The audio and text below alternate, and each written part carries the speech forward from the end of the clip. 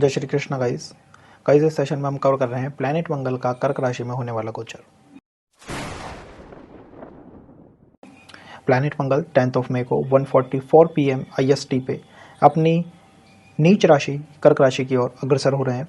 मिथुन राशि से कर्क राशि की तरफ होने वाला ये जो गोचर है गाइस, ये काफ़ी इंपॉर्टेंट है, स्पेशली आपके लीगल बैटल, लीगल डिस्प्यूट के लिए, आपके फाइनेंस के लिए, आपके प्रॉपर्टी रिलेटेड इन्वेस्टमेंट के लिए, आपके ऑटोमोबाइल रिलेटेड किसी भी नए इन्वेस्टमेंट के लिए, और इसी के साथ साथ कोई भी नया इनिशिएटिव लेने के लिए प्लैनेट मंगल आपको एनर्जी देते हैं, वाइटैलिटी देते हैं, पावर देते हैं कोई नया इनिशिएटिव लेने के लिए। तो ऐसे बड़े प्लैनेट का नीच राशि के अंदर आ जाना डेफिनेटली आपके जीवन के हर डायमेंशन को इम्पैक्ट करेगा। और इसी के साथ साथ यहाँ गाइस, अगर आप और प्लैनेटरी अलाइनमेंट देखेंगे तो planet Jupiter, planet Venus, Rahu Ketu, अमूमन सारे ग्रह ही प्लैनेट मंगल को सपोर्ट करते हुए दिखाई देंगे। लेकिन फिर भी प्लैनेट शनि जो है वो मंगल के साथ षडाष्टक का संबंध बना रहे हैं। शनि और मंगल का ये जो 6-8 का फॉर्मेशन है गाइज, ये एक अच्छी चीज़ों को, अच्छे इंडिकेशंस को आपके जीवन में नहीं आने देता। तो 6-8 का जो ये संबंध है, षडाष्टक जो ये संबंध है शनि और मंगल का, ये काफ़ी इंपॉर्टेंट है गाइज। और इसी के साथ साथ अगर आप इस ट्रांजिट को देखेंगे षडबल की स्ट्रेंथ के आधार पर, प्लैनेट नीच अवस्था की तरफ जा रहा है, डेफिनेटली प्लैनेट के अंदर स्ट्रेंथ नहीं है, प्लैनेट के अंदर एक वीकनेस का हो रहा है। तो प्लैनेट के अंदर एक वीकनेस है तो आपके जीवन के हर डायमेंशन के अंदर एक वीकनेस लाने की चेष्टा करेगा। लेकिन अगर आप इसी ट्रांजिट को, इसी प्लैनेट को षडबल की स्ट्रेंथ पे देखें तो प्लैनेट मंगल के पास एक एवरेज षडबल है। यस, प्लैनेट मंगल के पास एवरेज षडबल है, लेकिन फिर भी वो वीक है चेष्टा बलों के अंदर। प्लैनेट मंगल का जो चेष्टा बल है वो सारे प्लैनेटों से एक नीचे स्तर का है। जैसे ही कोई प्लैनेट चेष्टा बलों में इतनी डाउन स्टेट पे चला जाता है, डेफिनेटली आपको इंडिकेट करता है कि आपको उस प्लैनेट के रिगार्डिंग कोई नया इनिशिएटिव नहीं लेना चाहिए। तो ये इस ट्रांजिट की पहली कॉल रहेगी गाइज कि मंगल का षडबल के अंदर, चेष्टा बल के अंदर स्पेसिफिकली एक नीच अवस्था को प्राप्त कर लेना इंडिकेट करता है कि आपको कोई नया इनिशिएटिव ईजिली नहीं ले लेना चाहिए प्रॉपर्टी रिलेटेड मैटर्स के अंदर, लीगल डिस्प्यूट रिलेटेड मैटर्स के अंदर। और इसी के साथ साथ कोई नया इनिशिएटिव नहीं ले लेना चाहिए एकदम से इन्वेस्टमेंट के ऊपर। तो अगर कोई भी आप जीवन को मेक ओवर करना चाहते हैं, जीवन की डायरेक्शन को कंप्लीटली बदलना चाहते हैं, तो ये जो एनर्जी एक्सचेंज होने जा रहा है ये इसकी डायरेक्टली कॉल नहीं देता है।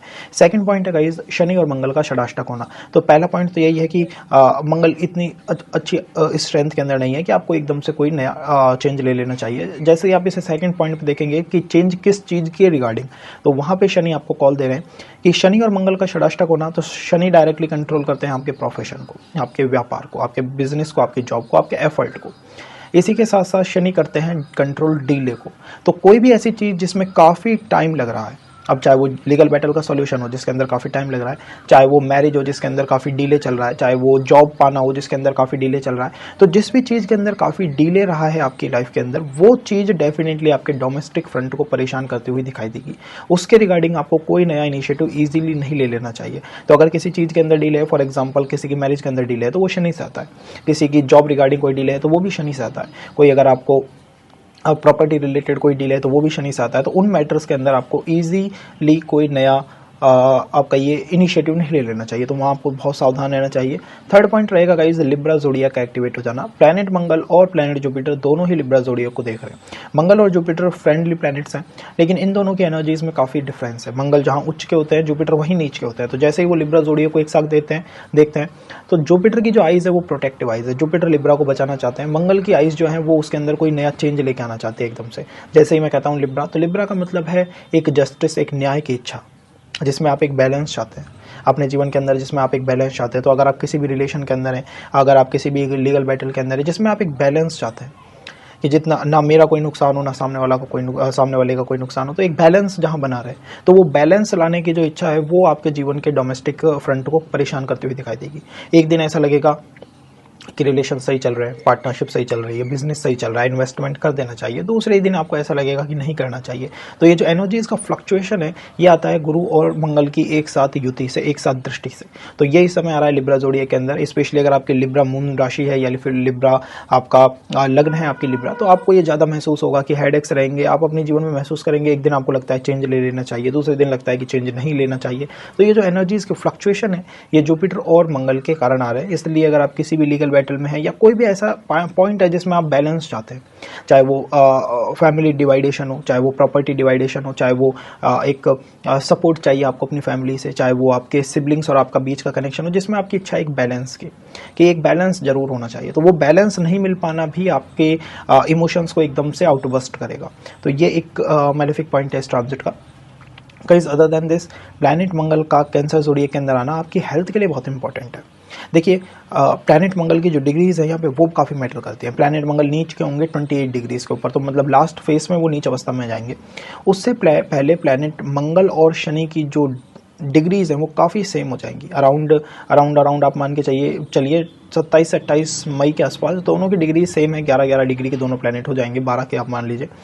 और इसी समय हम एक प्लैनेटरी वॉर देख रहे हैं जुपिटर और राहु के बीच। तो ये दोनों पॉइंट जो हैं वो हेल्थ को और ह्यूमैनिटी को काफ़ी इंपैक्ट करते हुए दिखाई देते हैं। इन दोनों पॉइंटों का एक साथ हो जाना हेल्थ को, ह्यूमैनिटी को परेशान करता है, जिसके अंदर मेनली जो परेशानी आ रही है वो कैंसर ज़ोडिएक के वाटर एलिमेंट से आ रही है। तो वाटर एलिमेंट का पॉइंट है एकदम से रिवेंज टेकिंग एनर्जीज इससे आती हैं, इससे आती है ओवर सेंसिटिव एनर्जीज से आती हैं, मूडी एनर्जीज इससे आती हैं, एकदम से कोई नया इनिशिएटिव ले लेना इससे आता है। तो ये जो एनर्जीज हैं ये आपको हेल्थ को परेशान करते हुए दिखाई देंगी। और वर्ल्ड लेवल पे अगर हम देखें तो ये आपका ये भू सामरिक जो एलिमेंट हैं, जो अलाइनमेंट हो चुके हैं, उनको परेशान करते हुए दिखाई देंगे। तो डेफिनेटली अराउंड 27 मई और उसके अराउंड का जो टाइम है वो काफ़ी ओवर सेंसिटिव टाइम है।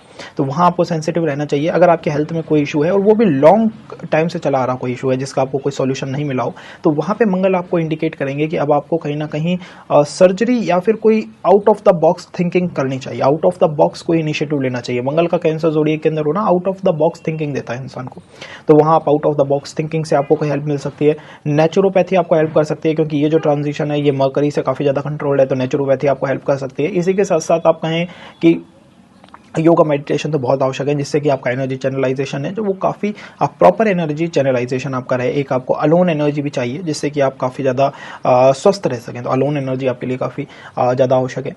हेल्थ में अगर सर्जरी की कोई आवश्यकता आती है, मान लीजिए हेल्थ की समस्या काफ़ी क्रिटिकल है, तो वहाँ जो सर्जरी है वो कैंसर ज़ोडिएक करते हुए दिखाई देते हैं। और राहु और जुपिटर का एक साथ होना भी किसी एलिमेंट का बाहर निकलना इंडिकेट करता है। तो हेल्थ के लिए ये बहुत ज़्यादा इंपॉर्टेंट शिफ्ट है। अदर देन दैट ऑल्सो ये और जीवन के डायमेंशंस को भी इम्पैक्ट कर रहा है, बट हेल्थ के डायमेंशन में इसकी जो कॉल है वो काफ़ी स्ट्रॉन्ग है। तो यह है इस ट्रांजिट का एनालिसिस गाइस। इसके बाद देखते हैं रीडिंग्स पार्ट। तो मेष लगन वाले जातकों के लिए गाइस, इससे पहले मैं आपको बता देता हूँ कि चार्ट के जो सबसे स्ट्रॉन्ग राजयोग आते हैं वो आते हैं मंगल, राहु और केतु के डिस्पोजिटर से। तो यहाँ राहु का डिस्पोजिटर है मंगल और केतु के डिस्पोजिटर है वीनस। तो इन दोनों का जो कनेक्शन है वो आपके लाइफ को डायरेक्शन प्रोवाइड करता है। अगर मंगल चार्ट के अंदर सही पोजीशन के अंदर नहीं है तो वो लाइफ को कहीं ना कहीं वीक स्टेट में लेके आएंगे। इस समय फ्यूचर रिगार्डिंग इनसिक्योरिटीज़ बढ़ेंगी, future regarding direction less energies बढ़ेंगी, हम फ्यूचर के रिगार्डिंग कोई नए इनिशिएटिव नहीं लेना चाहेंगे। तो ये जो एनर्जीज है ये मंगल के इस ज़ोडिएक के अंदर होने से आएंगी।